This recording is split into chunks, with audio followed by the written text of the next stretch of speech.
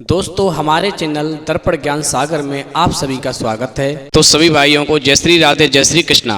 दोस्तों आज का प्रसंग है कि किसी भी समस्या का समाधान कैसे करें। तो दोस्तों वीडियो शुरू करने से पहले मेरा आपसे अनुरोध है, यदि आपने अभी तक हमारा चैनल सब्सक्राइब नहीं किया है तो प्लीज़ आप हमारे चैनल को अभी सब्सक्राइब कर लें, क्योंकि आपका एक सब्सक्राइब हमारे लिए बहुत ही महत्व रखता है। देखिए दोस्तों, एक जंगल में एक जाने माने ऋषि रहते थे जो लोगों का भाग्य बताने के लिए प्रसिद्ध थे। दोस्तों उस राज्य का हर व्यक्ति उन प्रसिद्ध ऋषि व उनके कौशल के बारे में जानता था। दोस्तों एक दिन उन ऋषि के बारे में वहाँ के राजा को भी पता चला।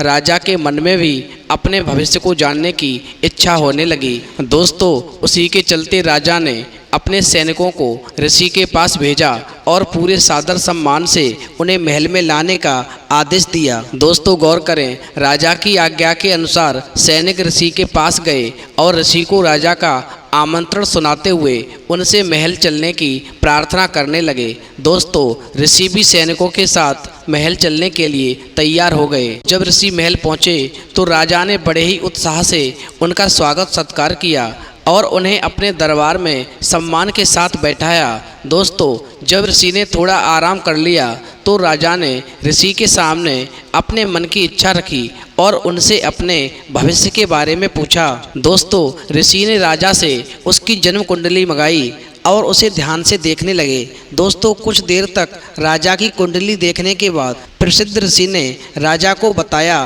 कि भविष्य में उनका भाग्य आशीर्वाद भरा हुआ है और जीवन में सब कुछ अच्छा ही होगा। दोस्तों इस तरह ऋषि ने राजा के भाग्य के बारे में जब अच्छी बातें बताईं तो राजा खुद से जुड़ी अच्छी भविष्यवाणी सुनकर बहुत प्रसन्न हुआ। तो उस राजा ने खुश होकर के ऋषि को सोने और चांदी के उपहार दिए। दोस्तों इसके बाद राजा ने ऋषि से अपने भविष्य से जुड़े दुर्भाग्य के बारे में पूछा।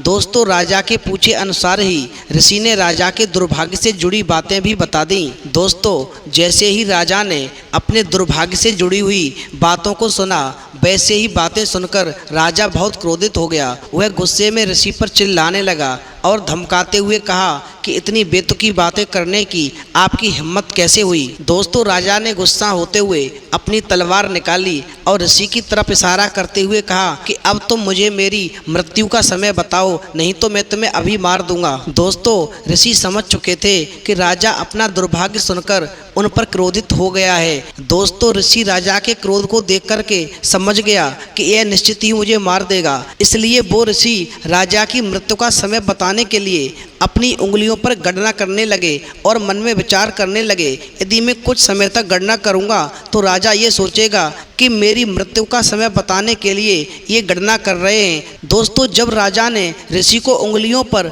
गणना करते हुए देखा तो राजा ने मन में विचार किया कि ये ऋषि मेरी मृत्यु का समय बताने के लिए ही अपनी उंगलियों पर कुछ गुणा भाग कर रहा है, कुछ गणना कर रहा है, इसलिए मुझे तब तक शांत रहना चाहिए जब तक ये मेरी मृत्यु का समय नहीं बता देता।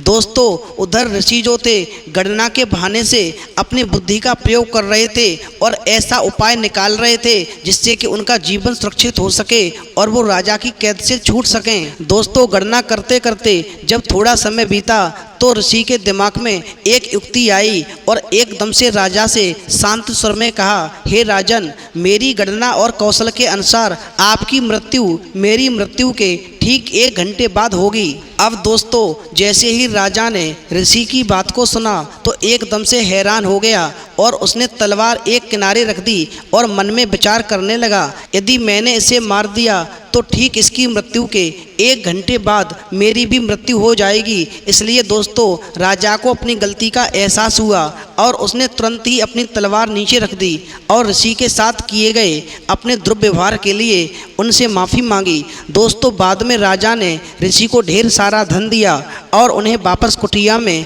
आदर व सम्मान के साथ भिजवा दिया। तो दोस्तों इस कहानी से हमें ये सीख मिलती है कि मुश्किल परिस्थितियों में जब हम फंस जाते हैं तो हमें समझदारी से ही काम लेना चाहिए, बुद्धि से काम लेना चाहिए और मन को शांत रखना चाहिए। यह हुनर हमें हर परेशानी से बाहर निकाल सकता है। तो दोस्तों यदि आपको हमारी वीडियो पसंद आई हो तो प्लीज़ आप हमारे चैनल को सब्सक्राइब करें, क्योंकि आपका एक सब्सक्राइब हमारे लिए बहुत ही महत्व रखता है। तो दोस्तों इस वीडियो में इतना ही, फिर मिलेंगे एक नई वीडियो में नए प्रसंग के साथ। तब तक के लिए जय श्री राधे, जय श्री कृष्णा।